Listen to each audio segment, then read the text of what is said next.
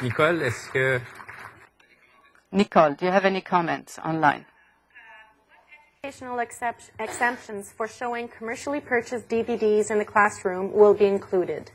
In the United States, there are educational exemptions for showing home use only video in the classroom if it is a face-to-face teaching situation.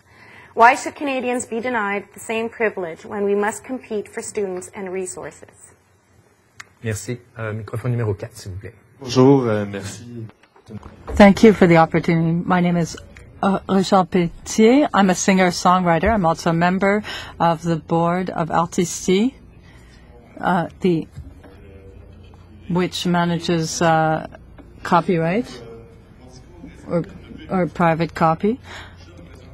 I'm representing singers and songwriters, but I am also myself a singer-songwriter. And we're going through major upheavals right now in the way we present our work, how it's disseminated, how we reach the public. And it's time that this become a priority, that all these new forms of media, and when I hear others saying, yes, you can't point at people saying they're criminals, they're downloading, it's a given in society. People will now download music. When we say that CDs aren't being sold because people are downloading, it's true because it's a new form. We're moving towards a more green environment. We don't need to print plastic CDs. We can just stick it in our MP3s or iPods. But these new media have to be managed rather than abolished, as Marie-Denise was saying, because CDs and cassettes used to be part of legislation, but now there are USBs, there's MP3s. All of these are media and must be incorporated in the Act because our music goes into them, and that's where it's heard. Another thing I'd like to make sure of is that when people speak about a tax on the product, it's not a tax, it's a royalty.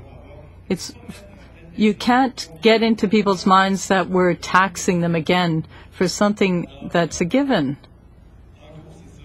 That's it, basically. Things have to be managed.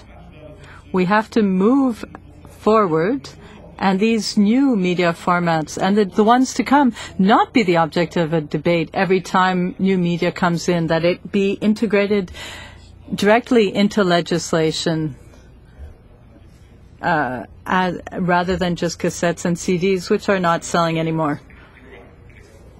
Thank you very much for hosting these consultations. I think it's a fantastic thing to see so many people who are passionate about copyright. My name is Darren Fung. I'm the second vice president of the Guild of Canadian Film Composers. I am also a former fellow of the Action Canada Public Policy Leadership Program. But first and foremost, I am a composer. I think I represent a large number of middle-class creators who are not fat cats, who make a significant part of their income off the monetization of their copyrights. It's obvious that copyright law is outdated and doesn't reflect the realities of today. The fact that we probably all in this room have at one point in time have broken copyright law is a testament to that.